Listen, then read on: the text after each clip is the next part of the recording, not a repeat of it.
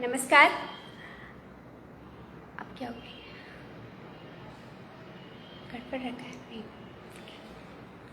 नमस्कार। अश्वतपूर्वा के इस मंच पर ऑनलाइन आयोजनों की श्रृंखला में एक बार हम फिर हाजिर हैं अपनी प्रतिभा परिचय वार्ता को लेकर, जिसका हमने शीर्षक रखा है कुहूक। और पहले अश्वतपूर्वा के बारे में बता दूं। अश्वतपूर्वा aura of literature and life, जहां साहित्य और सामाजिक सरोकार से संबंधित बहुत सारी पठन सामग्रियां हमारे इस मंच पर उपलब्ध हैं। तो आज की श्रृंखला को शुरुआत करते हैं। सीखने के लिए ज़रूरी है पूछिए सवाल, ताकि ना रहे मलाल। जीवन अच्छे तरीके से जीने के लिए दया, सहानुभूति, ईमानदारी, संवेदना आदि बुनियादी गुणों का होना ज़रूरी है। लेकिन आज की इस भागती दौड़ती जिंदगी में पैसे को मूल्यों से ज़्यादा अहमियत दी जा रही है।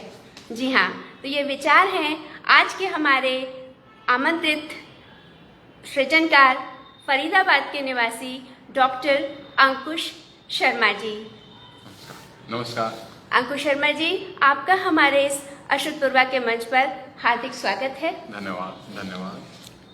तो बहुआयामी प्रतिभा के गुणी डॉक्टर अंकुश शर्मा जी एक रंगमंच कर्मी हैं, निर्देशक हैं, नाटककार हैं, कहानीकार हैं, कवि भी हैं, क्योंकि मेरा पहला परिचय उनसे बतौर कवि ही हुआ है, इसलिए मैंने उसे यहाँ पे जोड़ दिया है। आप अभी कविता लिखते हैं अंकुश जी? कम हो गया है कविता लिखना, नाटक ज्यादा लिखे जा रहे हैं। अच्छा, चलिए कोई बात नहीं। तो फिर हम धीरे धीरे बातों के जरिए हम जानेंगे अंकुश जी की प्रतिभाओं के बारे में। तो अपने इस प्रश्नों के दौर को मैं शुरू करती हूँ। प्रश्नों के दौर नहीं बोलूंगी, संवाद के दौर को शुरू करती हूँ। बिल्कुल। जी हाँ, तो शुरुआत में मैं ये आपसे जानना चाहूँगी अंकुश जी कि आप बेसिकली कहाँ से बिलोंग करते हैं और आपकी शिक्षा दीक्षा कहाँ से हुई, उसके बारे में हमें कुछ बताएं। जी, इसको हम संवादों के जरिए ही रखते हैं और बिल्कुल ही नेचुरल तरीके से रखेंगे, क्योंकि प्रश्नों से शुरू से ही डर लगने लगा है। हाँ, इसीलिए मुझे थोड़ी सी घबराहट हो रही थी प्रश्नों के नाम से। आप बताइए। हालांकि मैं 10th क्लास तक मैं ऐसा स्टूडेंट रहा हूँ जो टीचर के बिल्कुल सामने वाली बेंच पे नहीं बैठते हैं स्टार्टिंग में, तो मैं वैसा बच्चा रहा हूँ, लेकिन प्रश्नों से भी डर नहीं लगता है। हाँ, मेरी स्कूलिंग जो है, मैं फरीदाबाद में ही पैदा हुआ हूँ और NIT 2 नंबर फरीदाबाद में, यहीं पे मेरा घर है और उसी घर में मैं पैदा भी हुआ और वहीं पर मैं रह रहा हूँ अभी। और जो मेरी स्कूलिंग है वो जिस समय मैं 10वीं 12वीं कर रहा था, तो आज से करीब लगभग 18 साल पहले, तो वो ऐसा एक दौर था जब 10वीं क्लास जो होती थी वो हरियाणा बोर्ड से होती थी हमारे यहाँ पर, और 11वीं 12वीं नया रिवाज आया था कि CBSE से होगी। अच्छा जी, तो मैंने 10वीं तक जो है हरियाणा बोर्ड से किया है, Vidya Niketan senior secondary school था। और उसके बाद 11वीं और 12वीं जो है वो GBN 3 नंबर में है, गीता बाल निकेतन स्कूल। वो CBSE का था। तो फिर वो दोनों क्लासेस वहां से हुई हैं और 10वीं तक जो है वो विद्या निकेतन से हुई। अच्छा, तो इसका मतलब ये कि आप यहीं फरीदाबाद से ही आपने अपनी शिक्षा दीक्षा आरंभ की और अब अपनी उस सृजन क्षमता के दर पर अपने ही शहर का नाम रोशन कर रहे हैं आप। अच्छा, मैं अगला ये जानना चाहती हूँ कि आपकी ये जो रुचि है जी, नाटक के प्रति या लेखन के प्रति, कहानियाँ भी लिखते हैं आप, ये रुचि कब से आप में जन्म ली? ये दरअसल मैंने जैसा आपको बताया कि मेरी 10वीं जो है वो हरियाणा बोर्ड से हुई और 11वीं और 12वीं क्लास जो है वो CBSE बोर्ड से हुई। तो वहाँ पर एक इशू बहुत बड़ा क्या हुआ कि 10वीं तक I was very brilliant student, जैसा मैंने बताया आगे वाली बेंच पे बैठता था, तो वैसा था। और उसके बाद क्योंकि सारे सब्जेक्ट्स हमारे हिंदी में होते थे, हरियाणा बोर्ड से होते थे, मैंने सिविक्स, जियोग्राफी, मैथ सब हिंदी में पढ़ा है। मतलब हमें नागरिक शास्त्र, भूगोल हाँ। ये समझ में आता है और आता था। अब तो ठीक है, वाइडर एस्पेक्ट हो गए, तो उस समय मुझे नागरिक शास्त्र समझ आता था, सिविक समझ ही नहीं आता था। और अब हुआ क्या कि क्योंकि जो हमारे कजन्स होते हैं, बड़े भाई बहन, मैं घर में सबसे छोटा बच्चा हूँ, इसीलिए मेरा नाम जो है वो अंकुश है। राइट। तो वैसे राशि के हिसाब से नाम कुछ और मेरा निकला था, लेकिन मेरी चाची जी हैं, उन्होंने कहा कि ये घर का आखिरी बच्चा है और इसका नाम जो है अब अंकुश लग गया। तो ये मेरे नाम के पीछे भी एक कहानी है। अब जो हुआ ये कि 10वीं तक मैंने हरियाणा बोर्ड से किया, और हमारा टाइम ऐसा होता था जब मैम 5वीं क्लास भी बोर्ड के एग्जाम्स होते थे। जी हाँ। तो मैंने 5th क्लास भी बोर्ड्स दिए हैं, 8th क्लास भी दिए हैं, 10th भी दिए हैं, 12th भी दिए हैं। तो 10वीं हरियाणा बोर्ड से, और उसके इमीडिएट बाद जब मैं इंग्लिश मीडियम में गया तो वहाँ पे सारी चीज़ें इंग्लिश में थी। नॉन मेडिकल मैंने लिया क्योंकि बड़े भाई बहनों ने वो लिया था, तो वही रिवाज चल रहा था। तो नॉन मेडिकल से मैंने आगे पढ़ाई की, और 11वीं 12वीं में मुझे कुछ याद नहीं है, मैं आपको सच बताऊं तो इंग्लिश भी समझ नहीं आती थी उस टाइम पे। Obviously. हमारे एक इंग्लिश के टीचर होते थे, वो पूछते थे सवाल, हो आर यू, क्वेश्चन पूछा उन्होंने, और मुझे उनका हो जो है हु समझ में आता था, और मैं उसका रिप्लाई करता था, तो हर बार जो है डांट खानी पड़ती थी। हालांकि ये अच्छी बात हुई कि वो हमारी गली में ही रहते थे, तो उन्होंने एक बार कुछ 1-1.5 महीना बीतने के बाद उन्होंने मुझे कहा कि तुम घर पे आओ। फिर उन्होंने जब लिखा उसको तो मुझे फिर समझ आया कि हाउ आर यू पूछना चाहते हैं या क्या था। मतलब वहां से आप देखिए, और 10th क्लास तक डिस्टिंक्शन आने पर 11th क्लास में वैसे भी कहा जाता है एजुकेशन सिस्टम में कि 11th में वैसे ही डाउन होता है मामला, लेकिन यहाँ तो कुछ ज़्यादा ही डाउन था क्योंकि सीबीएसई इंग्लिश मीडियम हो गया सब कुछ।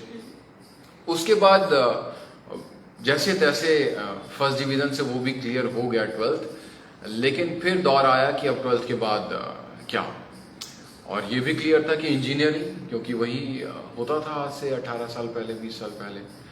तो इंजीनियरिंग के लिए भी एंट्रेंस एग्जाम्स दे दिए गए, सब हुआ। और आई डोंट नो क्या हुआ, काउंसलिंग का दिन था, मतलब कुछ 2-3 दिन में काउंसलिंग थी किसी कॉलेज की। उससे पहले मुझे ऐसा लगा कि engineering is not my cup of T, basically मेरे से नहीं हो पाएगा, ऐसा कुछ मुझे लगा। तो फिर मैंने घर में बात की कि सॉरी मैं इंजीनियरिंग नहीं कर पाऊँगा, और डेफिनेटली उनके लिए बड़ा शॉकिंग था, और अकेला लड़का होने के बाद इस तरह से बात करना बड़ा शॉकिंग था। फिर हुआ ये, खैर मान गए मम्मी पापा, तो अगर ये नहीं तो फिर क्या, और अगर फिर क्या में 1 साल का गैप आ रहा था, वो मैं चाहता नहीं था कि 1 साल का गैप आए। तो फिर वही कुछ न्यूज़पेपर्स की तलाशी चल रही थी कि कहाँ पे क्या किया जाए। तो मुझे एक ध्यान में आया था कि जर्नलिज्म एंड मास कम्युनिकेशन में मेरा इंटरेस्ट था, वो करना था।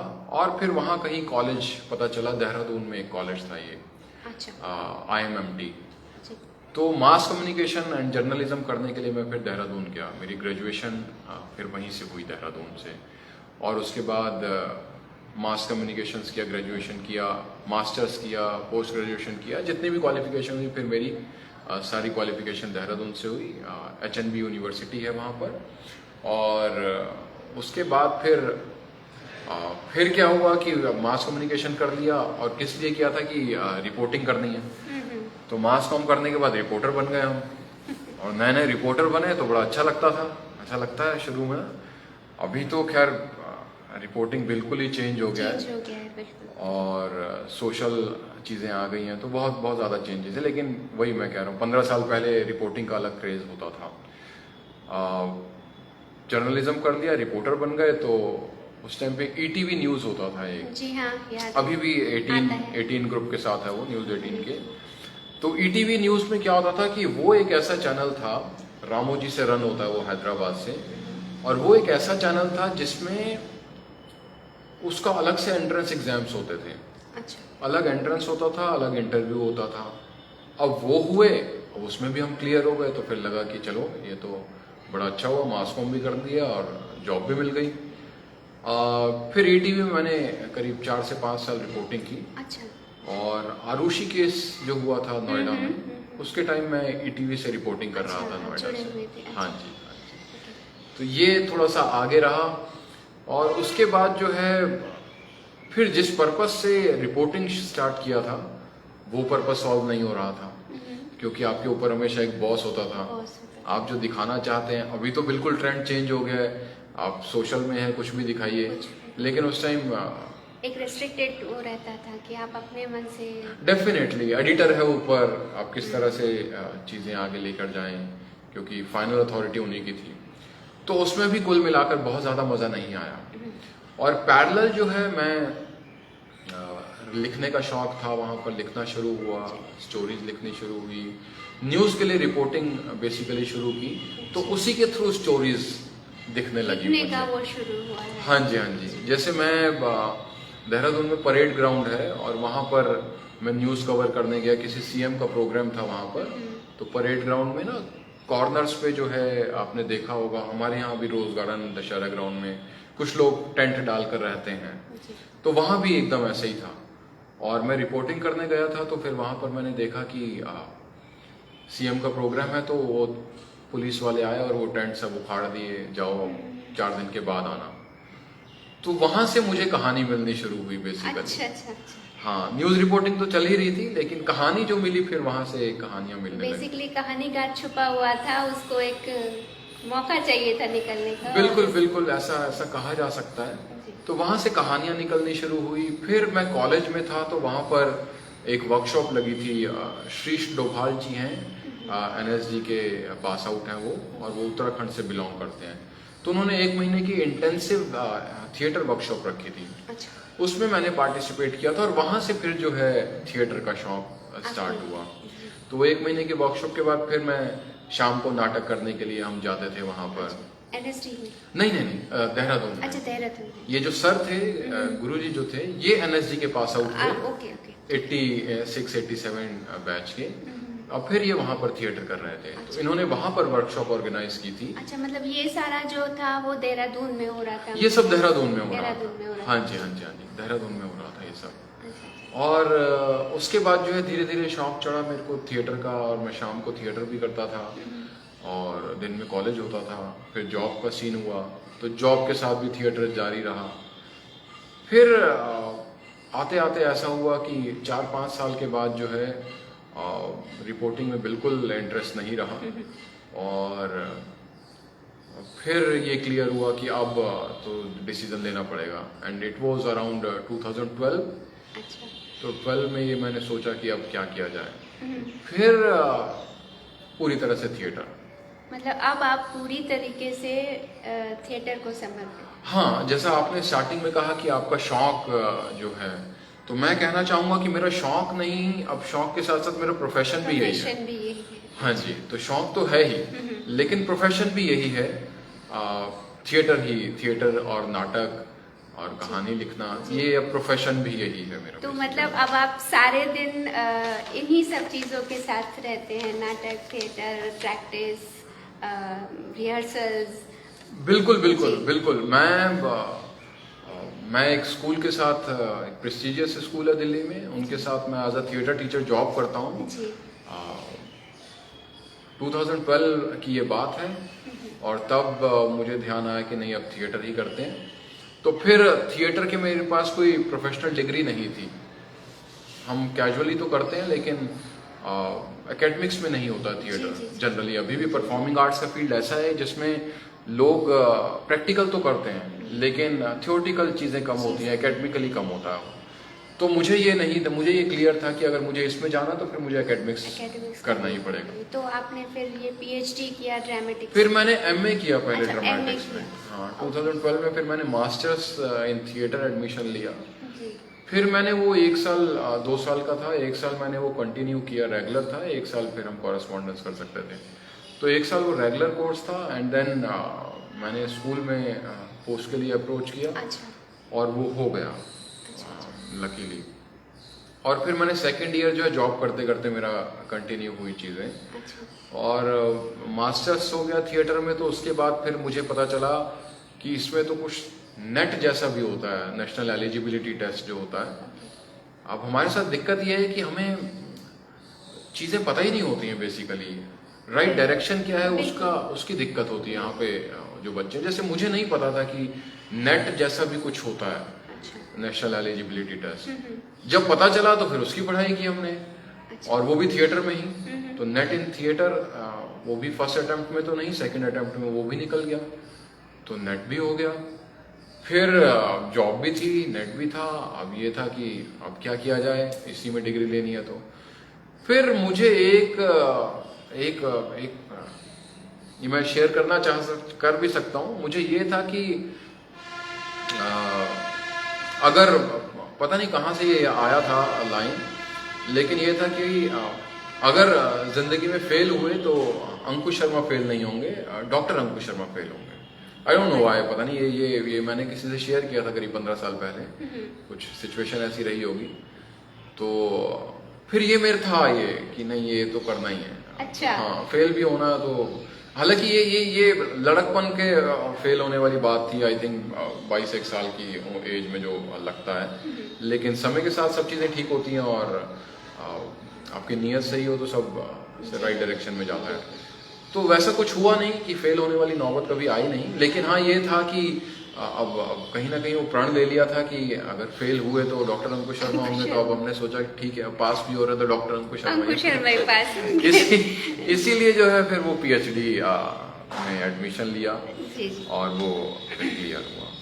मैं अगली बात आपसे ये पूछना चाहती हूँ कि जो आपने बताया कि आपने इस प्रोफेशनल, मतलब इसकी प्रोफेशनल डिग्री भी हासिल की है जी, और ये सब किया है, तो उसी से रिलेटेड मेरा ये सवाल है आपसे कि ये कितना महत्वपूर्ण है कि शौक के विषय में स्पेशलाइजेशन किया जाए। आप बताइए, ताकि जो लोग शौक रखते हैं उन्हें समझ में आए कि केवल शौक होना पर्याप्त नहीं है, अंजाम तक पहुंचने के लिए उसका एक विस्तृत अध्ययन होना बहुत आवश्यक है। बिल्कुल नहीं, आप बिल्कुल सही कह रहे हैं, बहुत ज़रूरी है। आप अगर शौक को ही आप फॉलो कर रहे हैं और उसी को आप फॉलो करना चाहते हैं थ्रू आउट योर लाइफ, तो बहुत ज़रूरी है कि उसमें प्रॉपर ट्रेनिंग ली जाए, प्रॉपर एजुकेशन ली जाए। ये बहुत ज़रूरी है। और मेरे पास भी जो स्टूडेंट्स आते हैं तो वो इसी मोटिव से आते हैं कि कुछ हम सीख लेंगे और कुछ कर लेंगे, मतलब नाटक कर लेंगे, एक्टिंग कर आपको लेंगे। क्या लगता है ये बहुत चैलेंजिंग है कि एक आप शौक, मतलब इसमें एक रिस्क फैक्टर हमेशा है इस लाइन में, क्या है ऐसा? बिल्कुल है, बिल्कुल है। ये बिल्कुल है। परफॉर्मिंग आर्ट्स आजकल जो फील्ड है ये है, रिस्क फैक्टर वहाँ पर हमेशा रहता है। मतलब आपके कुछ ऐसा वाकया है आपके सामने उदाहरण स्वरूप, मतलब हर, मतलब एक नेगेटिव भी है, पॉजिटिव भी है, तो सब चीज़ होनी चाहिए, मतलब एक पक्ष चारों इतने भी आयाम होते हैं वो आने चाहिए। कुछ ऐसा है कि आपने देखा कि सब कुछ करने के बावजूद भी वो सक्सेसफुल नहीं हो पाए कुछ लोग? नहीं, ऐसा नहीं होता, ऐसा नहीं है, बिल्कुल नहीं है। अगर आपका विजन क्लियर है और डायरेक्शन क्लियर है तो अंत तो होता है, लेकिन वो भले के साथ ही होता है। अच्छा, मतलब सबको अपनी अपनी राह मिल जाती है। बस उनको ये पहचानना जरूरी है, बहुत जरूरी है ये चीज। अगर मान लीजिए कोई थिएटर में आ रहा है और वो सिर्फ इसी पर्सपेक्टिव से आ रहा है कि मैं सिर्फ एक्टिंग करूंगा, तो मे बी कि देयर आर चांसेस कि आपको सक्सेसफुल होने में टाइम लगेगा, टाइम तो लगेगा ही, और वहां पर रिस्क फैक्टर है, हो भी सकता है कि आप नहीं भी हो पाए, राइट। लेकिन जब आप कहते हैं कि मेरे को थिएटर ही करना है, तो थिएटर में एक्टिंग के साथ साथ कौन कौन से एस्पेक्ट्स हैं, तो वो आप देखिए। एक्टिंग के साथ वहां पर राइटिंग भी है, डायरेक्शन भी है, लाइट डिजाइनिंग भी है, साउंड डिजाइनिंग भी है, प्रॉपर्टीज भी है ना, कॉस्ट्यूम्स भी हैं, सेट भी है, राइट। तो इतने सारे एस्पेक्ट्स उसके साथ जुड़े हुए हैं। अच्छा, मतलब एक बार जब हम अंदर आते हैं घेरे के, तो फिर हमको बहुत सारे, बिल्कुल बिल्कुल। जैसे अगर मान लीजिए किसी ने एक्टिंग करनी है और वो कहे कि मैं तो सिर्फ फिल्म में एक्टिंग करूंगा, तो फिल्म मिलने में शायद टाइम लगे, लेकिन एक्टिंग तो एक्टिंग है। आपको सीरियल मिल रहा है तो आप सीरियल में कर लीजिए, वेब सीरीज मिल रही है तो उसमें कर लीजिए, थिएटर में मिल रहा है तो उसमें कर लीजिए। अच्छा, लेकिन आप ये अप्रोच लेके चले मेरे को एक्टिंग ही करनी है और फिल्म में ही करनी है, तो रिस्क फैक्टर हो सकता है। लेकिन एक्टिंग ही करनी है, मैं कहीं पे भी एक्टिंग करूंगा, तो फिर आपके पास वाइडर एस्पेक्ट अच्छा, हो गया। मतलब अपना जो दृष्टिकोण है उसे उदार भी रखना जरूरी है। बिल्कुल बिल्कुल बिल्कुल। मतलब वो नहीं होना चाहिए कि मुझे ये फिल्मों में ही जाना है। हाँ मतलब एक्टिंग है तो आप अभिनय, आप बहुत सारे आपके पास प्लेटफॉर्म है, और आजकल तो बहुत सारे प्लेटफॉर्म्स हो गए हैं। बिल्कुल बिल्कुल। तो आप हो सकता है कि एक से दूसरे प्लेटफॉर्म पे जंप कर सकते हैं, बट आप पहले ही उस प्लेटफॉर्म पे जाना चाहेंगे। जैसे सीढ़ी सीढ़ी वाली बात है ना, बिल्कुल। आप first step, second step, third step पे तो आएंगे। अब डायरेक्टली थर्ड स्टेप पे आने की कोशिश करेंगे तो फिर रिस्क फैक्टर है वहां पर। बिल्कुल, हर चीज के एक नियम है और उसके अनुरूप ही चलना चाहिए। बिल्कुल। आपने अनुवाद में भी स्नातकोत्तर डिप्लोमा जी जी जी जी जी। जी किया है। तो अच्छा, ये बताइए कि अच्छा अनुवादक होने के लिए भाषा पर पकड़ के साथ साथ अनुवाद की तकनीकें जानना भी कितना जरूरी है। मान लीजिए मेरा मन किया कि अब मुझे अनुवाद करना है, तो मुझे क्या क्या दिक्कत आएंगी, क्योंकि मैंने इस तरह की कोई स्पेसिफिक वो नहीं किया है, कोर्स नहीं किया है। जी जी जी जी। मतलब भाषा पे पकड़ अच्छी है और मैं करना चाहती हूँ, तो हाँ क्या क्या है उसका? ये भी जो है मेरे उसी कॉन्टेक्स्ट में आता है कि मैंने पीएचडी कंप्लीट किया, फिर मैंने फिर मतलब वो कुछ पढ़ाई का एक वो था कि चलो कुछ ना कुछ करते रहना चाहिए। तो लिखता मैं था ही, और मैंने महसूस किया कि जो नाटक हैं हिंदी बेल्ट में खास तौर पर, जी। हिंदी रंगभूमि जिसको हम बोल सकते हैं, उसमें जो नाटक हैं वो नए नाटक नहीं मिलते हैं। अच्छा। नए से मेरा मतलब है 21st सेंचुरीज के नाटक, बहुत कम नाटक मिलते हैं। आज की डेट में आप जितने भी नाटक होते हुए देखेंगे हिंदी बेल्ट के, वो 20th सेंचुरी में लिखे गए और उसी टाइम ट्रांसलेट हुए। लेकिन मुझे ये था कि मैं शायद नए कुछ नाटक जो है वो हिंदी रंग बेल्ट को दे पाऊँ, लोगों को दे पाऊँ, दर्शकों को दे पाऊँ। तो इस पर्पज से मैंने कोशिश की कि मैं अनुवाद करता हूँ, ट्रांसलेट करता हूँ। और वो अनुवाद बेसिकली जब हम नाटकों की बात करते हैं, कल्चर की बात करते हैं, आर्ट की बात करते हैं, तो फिर वो अनुवाद नहीं रह जाता, वो रूपांतरण हो जाता है बेसिकली। हमें अपने परिप्रेक्ष्य में उसको ढालना पड़ता है पूरी तरह से। जैसे एल्बर्ट है तो फिर उसका नाम कुछ ऐसा हो जो अमूमन लोगों को इंडियन उसमें आए, मतलब हाँ भारतीय समाज के परिप्रेक्ष्य में वो चीज। बिल्कुल बिल्कुल। अब वहाँ पर जो है वो कोई स्ट्रीट है तो यहाँ पर चांदनी चौक हो सकता है ना, वो तभी वो टच करेगा। तो उस पर्सपेक्टिव में फिर मुझे लगा कि मैं भी थोड़ा सा ट्रांसलेट, जैसा आपने बोला कि उस पक्ष का होना कितना जरूरी है कि उसको सीखा जाए, तकनीकी पक्ष उसका, टेक्निकल चीजें कितना है। तो मुझे भी यही था कि मैं ट्रांसलेट वैसे तो कर सकता था, लेकिन मुझे ये जानना था कि कितना और अंदर तक जाया जा सकता है। तो उसका डेफिनेटली टेक्निकल पक्ष उसमें सीखने को मिलते हैं। अच्छा। सीखने को मिलते हैं, लेकिन आर्ट एंड कल्चर में उतना ज्यादा टेक्निकल पक्ष आपको नहीं सीखने को मिलते जितना आप मान लीजिए जैसे बैंकिंग सेक्टर में आपको अनुवाद के लिए आप जा रहे हैं। अच्छा। तो उसके तकनीकी पक्ष है वहां पर। ओके, इसमें उतना, इसमें नहीं है, कल्चर और आर्ट में नहीं है। अच्छा। हाँ। तो आपने अभी तक कितने ऐसे रूपांतरण बोलूं? हाँ, रूपांतरण कहा जाएगा। बिल्कुल होगा। बिल्कुल, अनुवाद नहीं कहा जा सकता। अनुवाद मतलब डायरेक्ट हो जाएगा, रूपांतरण मतलब हम उसको अपने परिप्रेक्ष्य में चेंज करके, हाँ। यहाँ की जो सिचुएशन है उसके अकॉर्डिंग। तो आपने अभी तक कितने अनुवाद नाटकों का रूपांतरण किया? ये अभी तक जो है 3 नाटकों का रूपांतरण मैं कर चुका हूँ, जिसमें एक नाटक हम खेल भी चुके हैं। ये 16वीं शताब्दी में लिखा गया फ्रेंच फार्स प्ले है, और फ्रेंच फार्स प्ले का नाम नहीं जानकारी है उसकी, लेकिन इस नाटक को इंग्लिश में अनुवाद किया था, ट्रांसलेट किया था इसका जॉन ब्रेंडन ने। और इसका नाम रखा था उन्होंने रोरी अफोरसेट। तो ये रोरी अफोरसेट मैंने कहीं पढ़ा था, और फिर बड़ा अच्छा नाटक ये लगा मुझे, और फिर मुझे लगा कि ये हिंदी में अनुवाद होना चाहिए, रूपांतरण होना चाहिए इसका। और फिर उसको मैंने जो है हिंदी में ट्रांसलेट किया। उसका नाम रखा गया अंत भला तो सब भला। अच्छा। तो एक नाटक तो हुआ अंत भला तो सब भला। फिर मुझे मैं अपना पीएचडी के दौरान कहीं इंटरव्यूज ले रहा था मैं, तो एनएसजी की एक्स डायरेक्टर हैं अनुराधा कपूर जी, तो उनके घर में मैं उनका इंटरव्यू ले रहा था। तो वहां से मुझे एक किताब मिली, एक नाटक मिला जिसका नाम था किंगडम ऑफ लायर्स। अच्छा। ये प्रेमा रंजीत तिलक रत्ने की लिखी हुई है। ये है श्रीलंका की है, ये प्रेमा रंजीत तिलक रत्ने, अभी तो वो नहीं है। और लेकिन वो नाटक मुझे मिला तो मैंने उसको भी पढ़ा। और क्योंकि श्रीलंका का है और फिर इंडिया की जब हम बात करते हैं लगभग सिचुएशन एक ही जैसी है। पॉलिटिकल सिचुएशन और सामाजिक पृष्ठभूमि भी लगभग एक जैसी है। तो वो नाटक भी फिर मुझे लगा कि ये किया जाना चाहिए।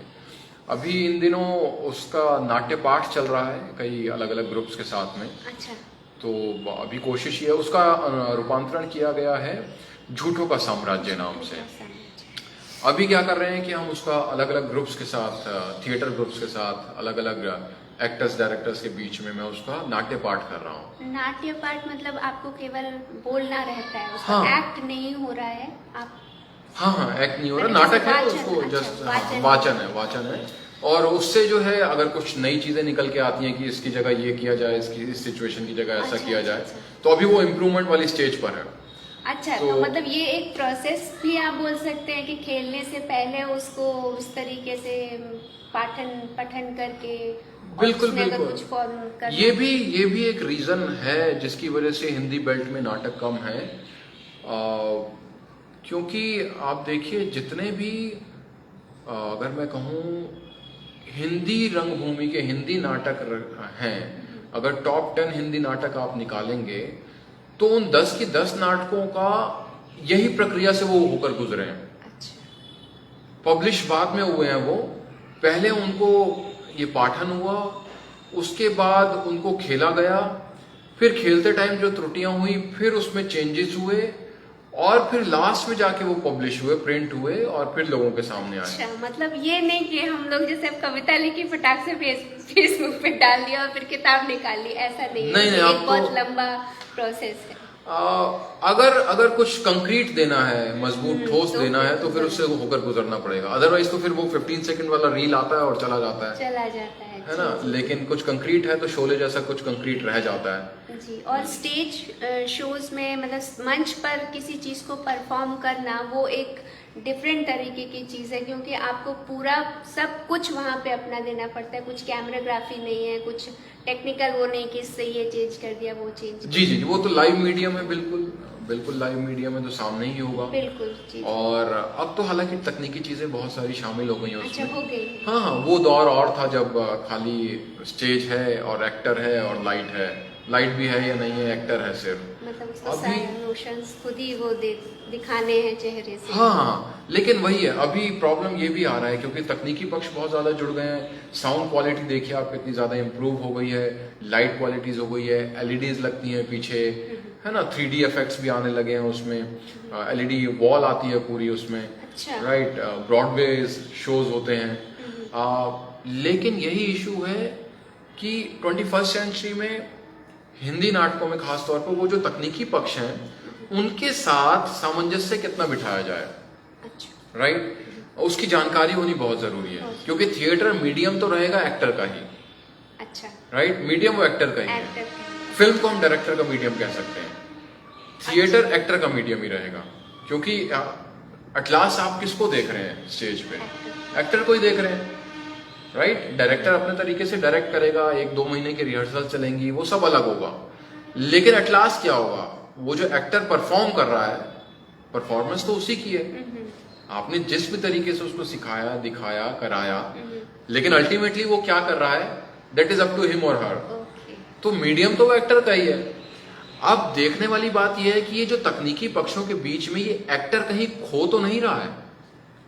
अच्छा। है ना। हाँ। अब मान लीजिए एलईडी वॉल लगी हुई है और आपने उसका इतना ज्यादा यूज किया, एक्टर दिख ही नहीं रहा है, क्योंकि ये चकाचौंध वाली चीजें हैं, ये तो एकदम से अट्रैक्ट करती हैं। अब एक्टर की एक्टिंग के लिए तो इमोशन चाहिए ना उसमें, तो फोकस एक्टर पे ज्यादा होना चाहिए। लेकिन अभी तकनीकी पक्ष अगर हावी हो जाएगा तो एक्टर पे फोकस कम हो जाता है और एक्टर भी अपना बेस्ट नहीं दे पाएगा, क्योंकि उसको भी एनर्जी नहीं मिल रही ना, उसको भी तो पता चल रहा है एनर्जी क्या होती है, तो वो भी इशू आता है वहां पर। अच्छा, अब मैं थोड़ा सा हटती हूँ इस नाटक से, अब मैं कहानियों पर आती हूँ। बिल्कुल। जैसा कि आप कहानीकार हैं और 2 कहानी संग्रह, मैं शायद सही बोल रही हूँ? बिल्कुल। एक पैबंद है और दूसरा क्या, इश्क मेट्रो, ये आपने जो लिखी हैं। तो क्योंकि दोनों विधा लगती एक सी हैं, लेकिन हैं शैली बहुत अलग है एक दूसरे से। तो ये कहाँ तक एक दूसरे के साथ जाती हैं और कहाँ ऐसा लगता है कि दोनों एकदम अलग से मुड़ जाती हैं, वो लेफ्ट जा रहा है, वो राइट जा रहा है? कहानी और नाटक? जी, कहानी और नाटक, मतलब विधा के हिसाब से मैं पूछना चाह रही हूँ, क्योंकि आप नाटक भी लिख रहे हैं, आपने नाटकों का रूपांतरण भी किया और फिर आप कहानी भी लिख रहे हैं, आपकी कहानी की किताबें भी हैं, कहानी आपने लघु कथाएं लिखी हैं। तो उसमें बस ये पूछना चाह रही हूँ कि वो जब आप लिख रहे हैं कहानी लिखना और नाटक लिखना, तो दोनों में कहानी है, दोनों में कथ्य है, लेकिन वो शैली के हिसाब से कब एक दूसरे से अलग हो जाती है, कैसे डिफरेंशिएट हो जाती है वो चीज़? जी जी, कहानी दरअसल पाठकों के लिए लिखी जाती है, वो पढ़ते हैं और अपने हिसाब से उसको समझते हैं, जैसा हमारी जानकारी है, अनुभव है, उसके हिसाब से उसको समझते हैं। नाटक दरअसल करने के लिए लिखा जाता है, अच्छा है ना, पढ़ा भी जाता है, लेकिन नाटक जब तक स्टेज पर खेला नहीं जाता है तब तक बात बनती नहीं है। तो नाटक देखने के लिए लिखा जाता है, दृश्य श्रव्य काव्य उसको कहा गया है, तो देखते भी हैं, सुनते भी हैं आप। अब जो नाटक जैसा लिखा गया वैसा कि वैसा स्टेज पर होगा ये भी क्लियर नहीं है, होता ही नहीं है वैसा। अच्छा, नहीं होता, क्योंकि वहां पर डायरेक्टर आ गया बीच में, अच्छा है ना, डायरेक्टर आ गया बीच में, तो निर्देशक उसको अपने तरीके से कुछ ना कुछ ट्विस्ट एंड टर्न्स लेकर आएगा, वो लाना ही होगा उसको। क्योंकि जैसा लिखा गया वैसा कि वैसा खेला जाएगा तो उसके सफल होने के चांसेस कम है। इसीलिए मैं कह रहा हूं कि जब भी नाटककार ये नाटक लिखे गए तो नाटककार टीम्स के साथ बैठे, ये जरूरी है, तभी वो सक्सेसफुल नाटक कहलाए जाएंगे।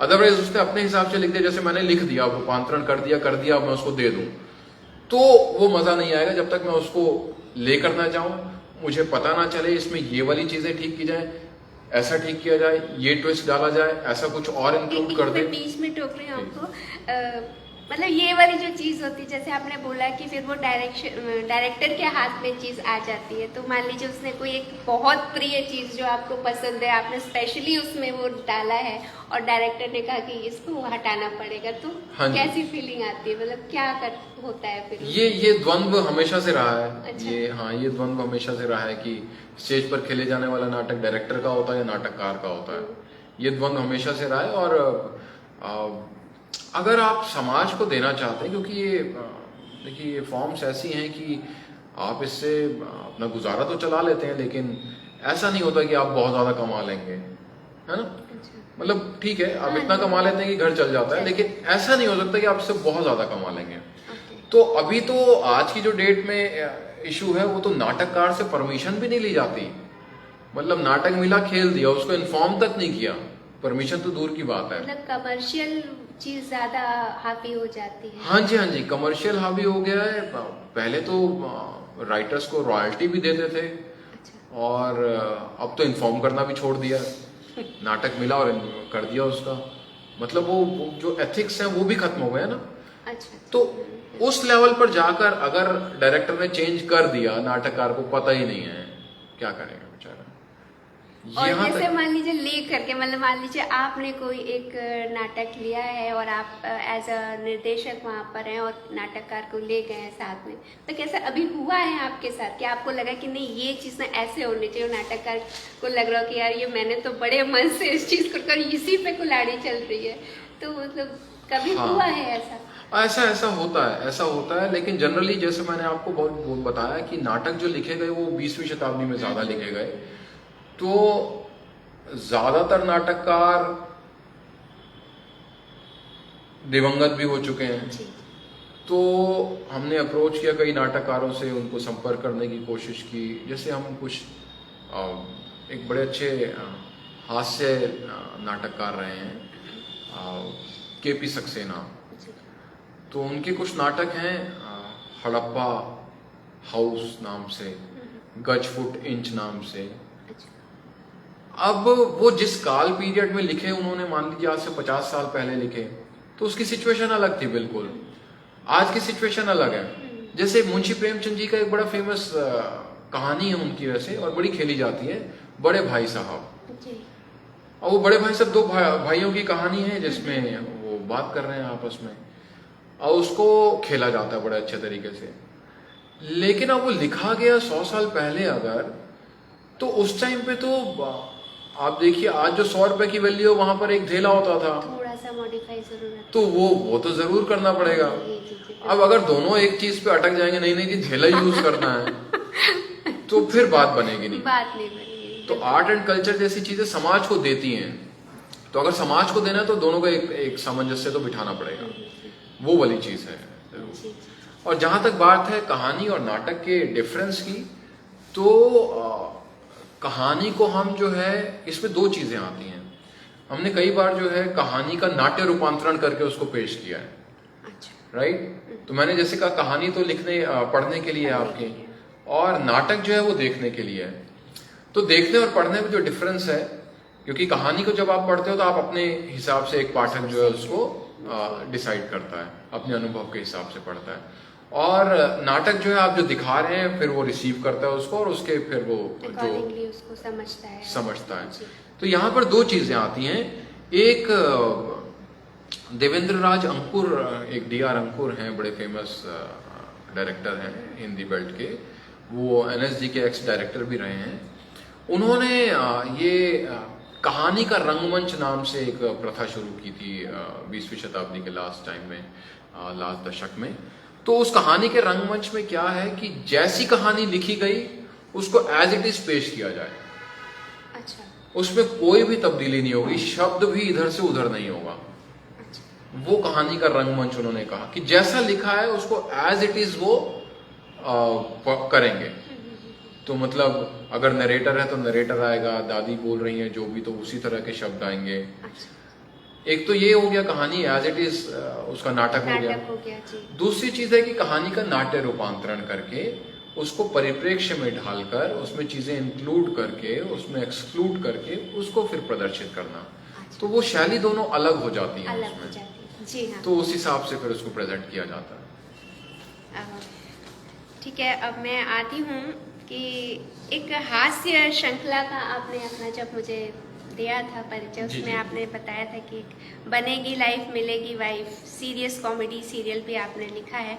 तो ये सीरियस कॉमेडी से क्या मतलब होता है? ये बेसिकली बनेगी लाइफ मिलेगी वाइफ, ये इसके 6 एपिसोड्स बने थे इसके, और सब टीवी को भी अप्रोच किया जा रहा था। एक नया चैनल था उसके लिए बन रहे थे, और उसका एक एपिसोड रिलीज भी हुआ था, और उसके बाद फिर वो शायद अटक गए। वो शूट तो हुए, वो 6 एपिसोड शूट हुए थे, लेकिन ये काफी पहले की बात है, लगभग 10-12 साल पहले की बात है। तो उस टाइम की जो क्वालिटी थी, डिजिटल क्वालिटी थी, वो क्वालिटी अब यूज ही नहीं हो सकती है, क्योंकि तकनीक जो है डे बाय डे चेंज हो रही है आजकल। तो वो बहुत बहुत लो क्वालिटी उसकी शो होती है आज के टाइम में। हाँ, इसके अगर कॉन्टेक्स्ट की बात करते हैं तो जैसे कि नाम से ही है, बनेगी लाइफ मिलेगी वाइफ, तो वो एक ऐसा एज पीरियड है जिसमें बच्चों को ये सवाल सबके सामने होता है कि पहले नौकरी करेंगे फिर शादी करेंगे, या फिर शादी की उम्र जा रही है तो नौकरी नहीं मिल रही तो शादी कर ली जाए। तो ये सिचुएशन होती है सबके सामने। तो उस कॉन्टेक्स्ट को लिया गया है कि बनेगी लाइफ मतलब पहले नौकरी मिली, आपकी इनकम हुई, आपकी लाइफ बनी, एंड देन फिर आपकी शादी हुई, जैसा अभी जनरली ऐसा होता है। लेकिन आप देखेंगे कि वही अगर हम पीछे जाते हैं 50-60 साल पहले, तो ऐसा कोई वो नहीं था, शादियां पहले हो जाती थी। एज बढ़ रही है भाई, इसकी शादी कर दो, लक्ष्मी आएगी तो अपने आप इसको नौकरी वोकरी सब मिल जाएगी। और ऐसे ही होता, और वो लेडी लक और ये सब जो है बिल्कुल सही चीजें भी हैं अगर आप देखें तो। कुछ अंश मतलब कुछ आपको याद हो, अगर कुछ लाइनें या कुछ ऐसा अगर बताना चाहिए इसके रिगार्डिंग? ये नहीं, मैं जैसे वो लाइफ और वाइफ की अगर मैं बात करूं तो वो सही बात होती है। जैसे मेरी जब शादी हुई थी, मैं आपको बताऊं तो मैं थिएटर टीचर का जॉब कर रहा था,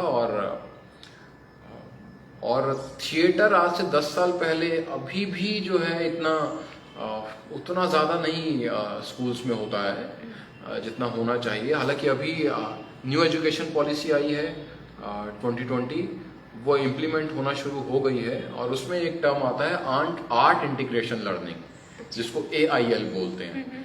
तो AIL में जो लर्निंग के एस्पेक्ट्स हैं उसको आप आर्ट के थ्रू समझाएं बच्चों को, ये उसमें व्यूज जुड़े हुए हैं। अच्छा। जैसे हिंदी है, इंग्लिश है, मैथ्स है, उसको ड्रामा के थ्रू, डांस के थ्रू, स्केच के थ्रू, अच्छा। म्यूजिक के थ्रू, इसके थ्रू आप समझाएं। ये न्यू एजुकेशन पॉलिसी का नेशनल एजुकेशन जो आई है उसके अंदर ये है। तो जब जैसा आज से करीब 10 साल पहले मेरा 10th ईयर है जॉब का, तो उस टाइम में क्या था कि मेरी जॉब लगी और इमीडिएटली जॉब लगते ही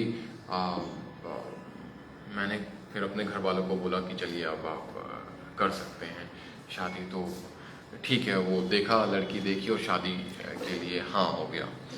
और मुझे थिएटर वालों की शादी होती है, बड़ा अच्छा लगता है, मतलब ऐसा है बड़ा बड़ा एक मेरे कई सारे जानने वाले हैं, थिएटर करते हैं और थिएटर ही करते हैं, ऐसा है। तो अब वहाँ पे हुआ ये कि जैसे ही एंगेजमेंट हुई, उसके बाद 7-8 महीने के बाद शादी होनी थी। तो शादी होते ही जो है वो लेडी लक की मैं जो बात कर रहा हूँ, बनेगी लाइफ मिलेगी वाइफ वाला, तो मैंने जो ज्वाइन किया था वो कॉन्ट्रैक्ट बेसिस पे ज्वाइन किया था अपना, and it was very less amount basically. और जैसे ही मेरी शादी हुई और उसके मुझे 1 महीने बाद जो है वो पता चला कि they are creating post for drama teacher. अच्छा। तो वहाँ पोस्ट क्रिएट की गई, फिर स्पेशली कुल जो भी मैट्रिक्स रहा हो तो पोस्ट क्रिएट हो गई। और मैं जो अभी तक कॉन्ट्रैक्ट पे था तो मैं पोस्ट पे हो गया वहाँ पर। अच्छा। और शादी के बाद ही ये लेटर मिला, तो पोस्ट पे हो गया। तो फिर पता चला कि जो सैलरी मुझे मिलती थी, जो मेरी पहली सैलरी आई पोस्ट पे होने के बाद, और उससे पहले जो सैलरी मिलती थी वो ऑलमोस्ट डबल थी। और उससे पहले चेक से मिलती थी, फिर मेरा अकाउंट खुला तो अकाउंट में आने लगी। मतलब आप देखिए वो जो जिस तरह की हम बात करते हैं कि पहले आप इनकम जनरेट करें फिर आप शादी करें, या फिर जिस चीज़ का टाइम है सही टाइम उस पर आप चीज़ें कर लीजिए, और जो चीज़ें होनी है वो तो टाइम बिंग के साथ होंगी। तो वहां पर उस मुद्दों को भी रखा गया था। अच्छा, तो मतलब आपने उसी चीज को लेकर, उसी थीम को रख के जी जी जी जी ऐसे ही। अच्छा अंकुश जी, आपने फीचर फिल्में भी लिखी है? फीचर फिल्म, फीचर तो नहीं कह सकते उसको, फुल लेंथ फीचर फिल्म तो नहीं कह सकते, शॉर्ट फिल्म हम जरूर कह सकते हैं, ऑलमोस्ट 30-40 मिनट्स की ड्यूरेशन तो की। क्या इनका प्रदर्शन, मतलब ये प्रदर्शित की जा चुकी है या होनी है? नहीं ये होनी है अभी, बल्कि काम चल रहा है, इनको बात चल रही है, एक फिल्म अभी इमीडिएटली शूटिंग मोड में जाने के लिए। अच्छा, तो ये रफू चक्कर और दिल ना लगाना, तो इसका जो मतलब कहानी है वो आपने ही लिखी है? जी कहानी मैंने ही लिखी है। ये भी एक कहानी से ये फिल्म लिखी गई है। अच्छा, बेसिकली कहानी से ये फिल्म लिखी गई है। तो वही है, आपको अपनी सेंसेस खुली आप रखते हैं, और कहीं से भी जो भी ये परफॉर्मिंग आर्ट्स के फील्ड में होता क्या है कि आपको तैयार रहना होता है रिसीव करने के लिए।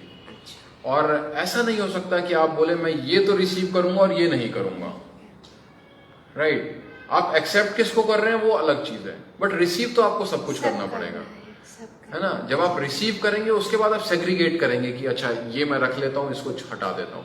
हाँ, फिर एक अपनी भी इच्छा होती है कि मन करता है कि नहीं हम इस चीज पे कंसंट्रेट करें, ये हम कर लेंगे, और बिल्कुल अपने आप वो बढ़ती जाती है आगे। हाँ जी, लेकिन आप ये नहीं कर सकते कि मैं इस चीज को आने ही नहीं दूंगा और ये आता रहे। और ये चीज होनी चाहिए, मेरा मतलब है कि ये जो आपने बोला ना, रिसीविंग होनी चाहिए। बिल्कुल, बहुत जरूरी चीज है। और मतलब कुछ ना हो आपने एक्सेप्ट किया कि नहीं किया, लेकिन उससे हमें बहुत कुछ जानने को मिलता है, समझने को मिलता है, बहुत सारे पहलू जानने को मिलते हैं इससे। हाँ, अगर आप सीखने के इच्छुक हैं तो आप अगर सड़क पर बैठे भी हैं तो आप बहुत कुछ सीख रहे हैं। वहां से कितने ही लोग पास होते हैं सड़क से, राइट? तो बल्कि अभी भी आप देखेंगे तो कुछ एक्टर्स के इंटरव्यूज आते हैं कि हमें ये रोल करने को मिला तो हम उसी तरह की जगह पर गए, वैसा हमने नोटिस किया, फील किया। ये उनके लिए एक स्टडी टाइप की चीज होती है कि वहाँ पे जब उस माहौल को अपने अंदर ढालने की कोशिश। बिल्कुल।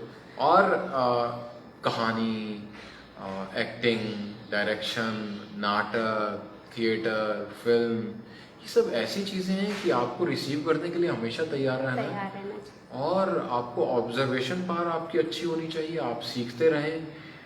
और इसके लिए ये नहीं कि ऐसा समय आएगा तो मैं सीखूंगा। तो मैं सीखूंगा। और एक कलाकार के लिए, एक सृजनकार के लिए ये बहुत जरूरी है कि वो अपने दिमाग की सभी खिड़कियां खुली रखे। बिल्कुल रखे, सब बिल्कुल तरफ से हवा आनी चाहिए। बिल्कुल रखे। बल्कि मैं तो ये कहना चाहूंगा कि आप देखिए, अगर दो पेड़ों के पत्ते भी गिर रहे हैं तो वो पत्ते एक जैसे तरीके से नहीं गिर सकते हैं। उनकी शेप अलग है, उनकी शेप अलग है, उनका साइज अलग है, उनका कलर अलग है, राइट। वो कितनी हाइट से, अलग अलग हाइट से भी गिर सकते हैं वो, तो वो भी अलग अलग तरीके से गिरेंगे। तो दोस्तों, हम अंकुश जी के यहाँ पर आए हुए, यहाँ पे अंकुश जी अपने नाटक की रिहर्सल भी करते हैं, तो हमें चाय, कॉफी, बिस्किट भी मिली है। आपको दिख रही होगी शायद। तो मैं अगले उस पे आपसे मैं ये पूछना चाहती हूँ कि बहुत सारी विधाओं में काम करते हैं। मैंने देखा स्ट्रीट प्ले भी है, नुक्कड़ नाटक भी है, ये भी है। तो आप इतनी सारी जो शैली है, लेखन भी है, मंचन भी है, फीचर फिल्म पे भी काम कर रहे हैं आप, इतनी सारी जो डिफरेंट विधाएं हैं, शैलियां, उसमें तारतम्य कैसे आप बिठाते हैं? वो तारतम्य ऐसा है मैम कि अगर मैं कुछ नहीं कर रहा होता हूँ तो मुझे बड़ा अजीब सा लगता है कि मैं अच्छा, क्यों नहीं कुछ कर रहा हूँ। ये इशू ये है कि मेरे को पता नहीं, मेरे को ऐसा लगता है कि मैं अगर करता रहता हूँ तो जैसे हम ये भी कहते हैं ना कि ज्ञान को जितना बांटो तो उतना बढ़ता है। तो मुझे लगता है कि मैं जितना ज्यादा इन्वॉल्व रहूंगा चीजों में तो शायद वो चलता रहेगा, मशीनरी चलती रहेगी।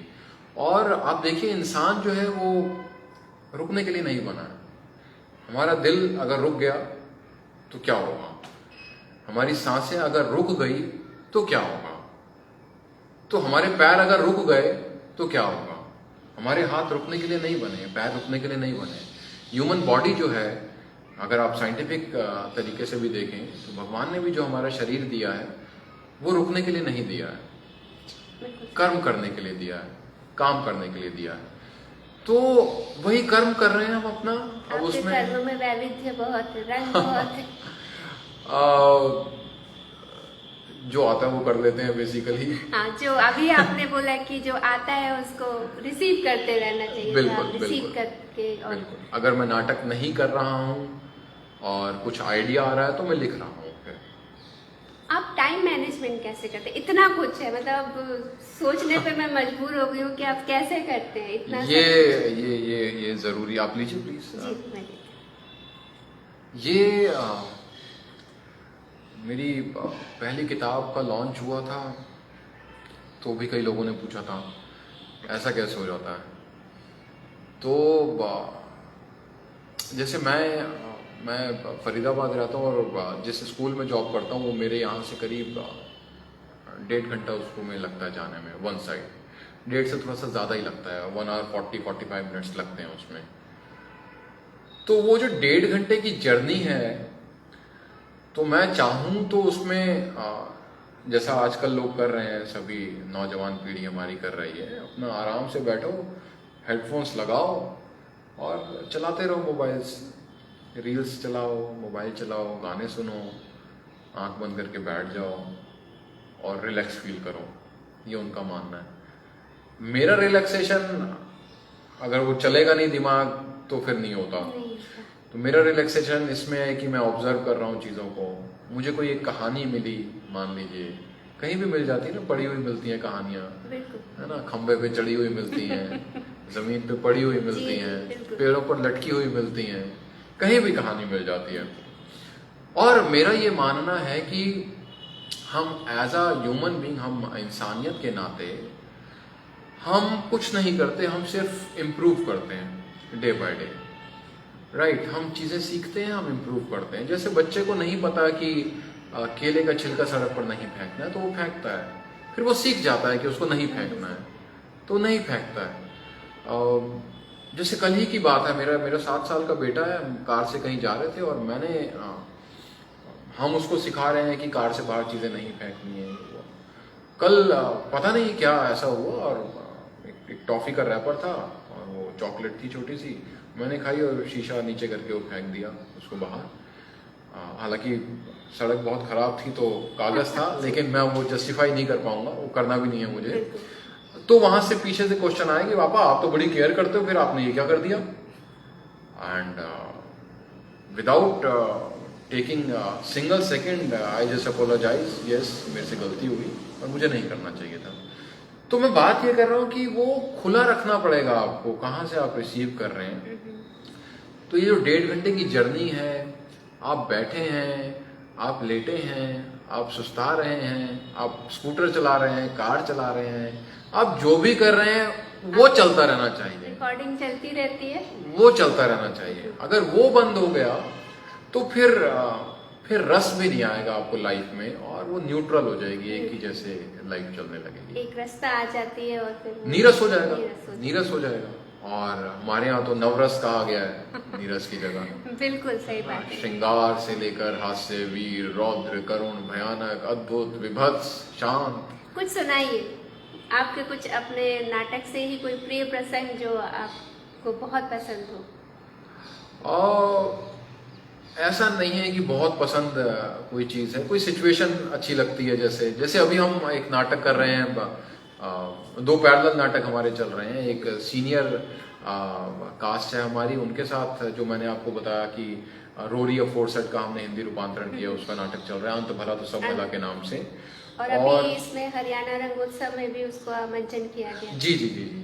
और फिर दूसरी चीज है, एक नाटक चल रहा है कि छोटे बच्चों के साथ, जो 6 to 13-14 ईयर्स का एज ग्रुप है, वो 10 बच्चे हैं, उनके साथ एक नाटक चल रहा है जिसका नाम है नन्हा नकलची। तो ये एक जापान की एक छोटी सी कहानी हमें मिली थी, वो मैंने पढ़ी कहीं पर और मुझे बड़ी अच्छी लगी, और वो फिर उन बच्चों के साथ डिस्कस किया गया और उसको एक लगभग 1 घंटे की वो परफॉर्मेंस वो बनी, नाटक बना। और अभी हम ओपन है तो उसमें और चीजें चेंजेस आ रहे हैं। अच्छा। जैसे अभी कल ही उसमें कुछ चेंजेस आए, एक सिचुएशन नई ऐड उसमें हमने की, क्योंकि इंटरेस्टिंग कैसे बनेगा ऑडियंस के लिए, राइट। तो उसके लिए ओपन रहना बात हो रही है। और जहाँ तक कुछ नाटक होते हैं जो जिनकी शैली अच्छी होती है, भाषा शैली अच्छी होती है, वो नाटक ज़्यादा अच्छे लगते हैं। जैसे एक अंधा युग एक नाटक है, धर्मवीर भारती जी का लिखा हुआ। जी, जी, जी। ये महाभारत के 18वें दिन की कहानी पर लिखा है। तो उसमें कई स्पीच ऐसी हैं जो बड़ी अच्छी स्पीच है, बहुत फेमस भी है वो। आपको याद है? हाँ, जैसे अश्वत्थामा जो कैरेक्टर है, गुरु द्रोण का पुत्र अश्वत्थामा, वो क्या होता है उसमें कि देखिए प्रसंग कितने बढ़िया है हमारे यहाँ पर महाकाव्य जो लिखे गए हैं। गुरु द्रोण को कहा जाता है कि भाई गुरु द्रोण तो संहार मचा रहे हैं, आज ये तो द्रोण ही अकेले निपटा देंगे पांडवों के पूरे रण क्षेत्र को। तो कहा गया कि भैया गुरु द्रोण को रोको, नहीं तो आज तो हमारी हार निश्चित है। तो गुरु द्रोण का पुत्र अश्वत्थामा वो कहीं और लड़ाई कर रहा है, तो कहा गया कि इनको बोल दो कि पुत्र मारा गया, तो ये सरेंडर कर देंगे। अब पुत्र मारा गया तो बोला अश्वत्थामा उसका नाम है, अश्वत्थामा मारा गया, ये बोल दो जाकर। तो अलग अलग पांडव तैयार हुए कि हम बोल देते हैं अश्वत्थामा मारा गया। किसी ने जाके बोला भी, गुरु द्रोण ने विश्वास ही नहीं किया। गुरु ने बोला जब तक युधिष्ठिर नहीं बोलेगा तब तक मैं नहीं मानूंगा। अब युधिष्ठिर सत्यवादी हैं, युधिष्ठिर से कहा जाता है, कृष्ण भगवान कहते हैं कि माया है पूरी। उन्होंने कहा कि जाओ बोलो, अगर बचाना है अपनी टीम को तो बोलिए जाके कि अश्वत्थामा हतो हता, अश्वत्थामा मारा गया। तो युधिष्ठिर अपनी धुन के पक्के सत्यवादी, बोला नहीं महाराज मैं तो नहीं बोल सकता, मैं तो सत्य ही बोलूंगा। तो कहते बिल्कुल सत्य बोलो, हम कह ही नहीं रहे कि तुम झूठ बोलो। पार देखो कृष्ण जी की, मतलब माया देखिए। वही मैं कहता हूँ, अगर ये महाकाव्य हमारी कहानियां हैं, जैसा अभी चलता है कि कहानी है या सच में हुआ, सच होने के प्रूफ भी मिल चुके हैं। और अगर कहानी है, सच है, तो उसको एक बार प्रणाम करना बनता है, और कहानी है तो उसको कई बार प्रणाम करना बनता है। इतना बढ़िया कहानीकार, देखिए ना आप कैसे लिखा गया उसको। सही बात है। अब देखिए यहाँ पर कहा गया कि अश्वत्थामा मारा गया, जाके बोल दो। कह रहा मैं तो नहीं बोलता, मैं तो सत्य ही बोलूंगा। तो कह रहा सत्य बोलो जाकर, अश्वत्थामा मारा गया, नर या कुंजर मुझे नहीं पता। एक अश्वत्थामा बड़ा फेमस हाथी का भी नाम था। तो नरोवा कुंजरोवा ये आप जाकर बोल दीजिए। तो बोला हाँ ये मैं बोल सकता हूँ कि अश्वत्थामा मारा गया, नर या कुंजर ये मुझे नहीं पता, है ना, हाथी मारा गया था तो ये मुझे नहीं पता। तो गया और उसने बोला अश्वत्थामा मारा गया, नरोवा अश्वत्थामा हतो हता, नरोवा कुंजरोवा। अब नर पे तो ठीक है आ गया, और कुंजर पे जो है वो कृष्ण भगवान ने अपनी माया दिखा दी, वहां पर अपना शंख जो है उन्होंने बजा दिया। तो उनके कान में जो धुन पड़ी वो अश्वत्थामा मारा गया नर, इतना सुन पाए और उन्होंने सरेंडर कर दिया अपना, और उसको जो है इन्होंने गुरु द्रोण को ही फिर लपेटे में ले लिया।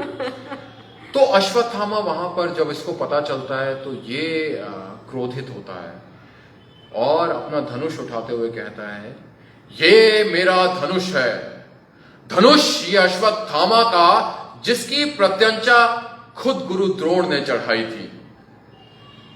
आज जब मैंने दुर्योधन को देखा निशस्त्र, दीन, आंखों में आंसू लिए, तो मैंने मरोड़ दिया अपना ये धनुष। कुचले हुए सांप सा भयावह किंतु शक्तिहीन ये मेरा धनुष, जैसे हो मेरा मन,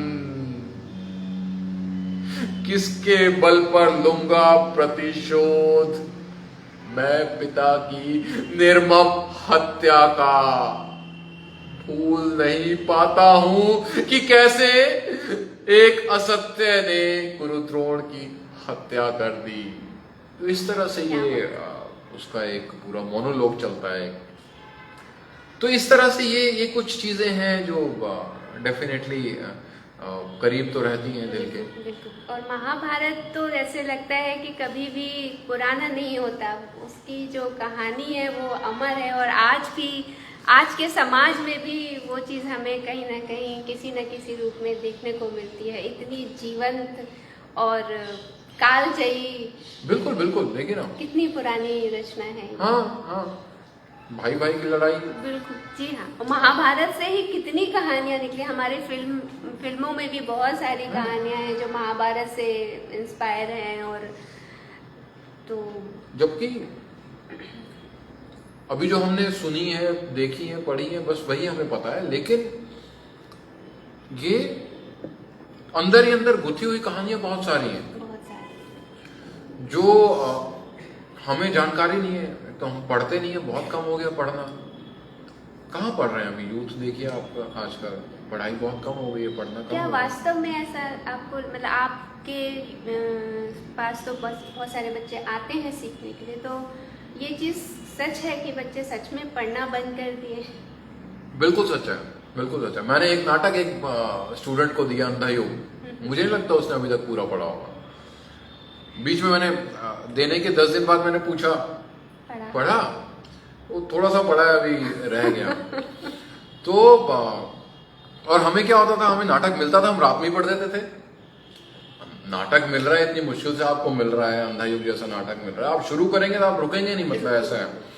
और रुक गए तो फिर वो जील नहीं है आप में, तो वो रात में ही पढ़ दिया जाता है पूरा। ये दूसरे तीसरे दिन की बात ही नहीं आती है। तो वो चीज है, मतलब चीजों को जैसे कह सकते हैं हम हल्के में लिया जाता है। और ये फील्ड ऐसे हैं कि दिखते हैं बाहर से बड़े आकर्षक से, लेकिन उसके लिए जो तपना पड़ता है वो तपने को तैयार कोई नहीं हो रहा है। वो चीज की कमी आ गई है आजकल। शॉर्टकट का जमाना है ना, सभी 15 सेकंड की रील में मजा आ रहा है, तो फिर कौन इतना, वो धैर्य कहाँ से आएगा, वो पेशेंस कहाँ से आएगा। तो अंकुश जी, धीरे धीरे हमारा समय भी भाग रहा है जी मैम, और आपसे इतनी सारी बातें करके बहुत कुछ जानने को मिला। और आई एम श्योर जो इसको देखेंगे वीडियो, उनको ये भी पता चलेगा कि कैसे अपने शौक को अपना प्रोफेशन बनाया जा सकता है। उसके बारे में भी आपने काफ़ी सारी डिटेल में जानकारियाँ दी हैं हमें। पढ़ाई किस तरीके से करनी चाहिए, किस लाइन में अपना एक्शन रखना चाहिए और कैसे हम उसको प्राप्त कर सकते हैं। तो ऐसा नहीं है कि केवल आपको डॉक्टर इंजीनियरिंग ही पढ़नी है और उसमें ही मकाम, इसमें भी हम हासिल कर सकते हैं। बाय द वे, चीज़ों को उस हिसाब से कर नहीं, नहीं आप सकते। वही देखिए ना, आप अगर डॉक्टर भी बनते हैं तो डॉक्टरी की आपको पढ़ाई करनी पड़ती है ना। हाँ, नहीं वो तो है, मतलब वो एक रिस्क फैक्टर जो होता है, लोगों के मन में जो डर होता है कि इसको हम अगर अपने जीविकोपार्जन का अगर साधन बनाते हैं तो क्या हम आगे तक सस्टेन कर पाएंगे? बिल्कुल सस्टेन कर पाएंगे। जैसा मैंने आपको बताया कि अगर आप सिर्फ सोचे कि एक्टिंग में ही जाऊंगा और एक्टिंग में फिल्म की एक्टिंग करूंगा तो रिस्क हो सकता रिस्क हो सकता है, लेकिन एक्टिंग आप कहीं पे भी करेंगे तो फिर वहां पर चांसेस हैं डेफिनेटली, राइट। तो किसी भी फील्ड में, जैसे अगर फिल्म में ही आपको जाना है तो फिल्म में भी देखिए आप कितने सारे एस्पेक्ट्स उससे कनेक्टेड हैं। लोग लाइटिंग करके भी पैसे कमाते हैं, अगर कमाने वाली बात है तो, है ना। जी। और ट्रांसपोर्टेशन का जॉब करके भी उसके लिए वो करते हैं, उसमें साउंड इंजीनियर्स भी होते हैं वहां पर, कॉस्ट्यूम्स भी होते हैं वहां पर, सभी चीजें हैं। जी बिल्कुल बिल्कुल। तो अंकुश जी, आप हमारे इस मंच पर आए और आपने इतनी बढ़िया बढ़िया बातें हमें बताई, उसके लिए हम आपके बहुत बहुत आभारी हैं। और एक कविता की मैं फरमाइश कर सकती हूँ आपसे, यदि आपको याद हो तो? मेरे को भूल गया हूँ मैं, लेकिन हाँ। चलिए कोई बात नहीं, अभी बहुत सारी बातें हैं जो आपसे पूछनी बाकी हैं, क्योंकि समय सीमा का ध्यान रखना बहुत ज़रूरी है। तो इसी के साथ हम अपने इस चर्चा को विराम देते हैं और अंकुश जी का एक बार फिर से धन्यवाद करते हैं। धन्यवाद बहुत बहुत अश्रुत पूर्वा का भी और मैम आपका भी, कि आपने इस काबिल समझा कि शायद मैं कुछ इस तरह से बातें हम कर पाएं कि किसी युवा पीढ़ी के लिए सार्थक हो पाए। तो डेफिनेटली हम कुछ नहीं करते हैं, हम इस दुनिया में सिर्फ निमित्त मात्र हैं। हम अपना काम करते हैं, हम तो जो हमसे करवाया जा रहा है वो हम कर रहे हैं, और जो हमने सीखा है उसी को हम पास ऑन कर रहे हैं, राइट। तो बस जो अपना फर्ज है वो यही है और हम वही कर रहे हैं बेसिकली। तो अगर इससे किसी को समझ में आती हैं चीजें तो ज्यादा बेटर ऑप्शन है। बिल्कुल। नमस्कार। धन्यवाद।